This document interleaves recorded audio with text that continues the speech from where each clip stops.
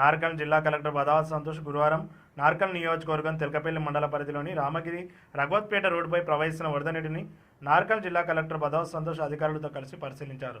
భారీగా కురుస్తున్న వర్షాల కారణంగా తెలకపల్లి మండలం రామగిరి కల్వకుర్తి మండలం రఘవత్పేట గ్రామాలకు వెళ్లే రోడ్డు మీద వరద నీరు చేరడంతో ప్రజలు రాకపోకలను పూర్తిగా నిరోధించాలన్నారు. 24 గంటలు పోలీస్ పికెటింగ్ ఏర్పాటు చేయాలని కలెక్టర్ అధికారులకు ఆదేశించడం జరిగింది. వంతెన నిర్మాణ పనులను ప్రమాణాలను పాటించి నిర్మాణాన్ని వేగవంతంగా పూర్తి చేయాలని కలెక్టర్ అధికారులకు ఆదేశించడం జరిగింది.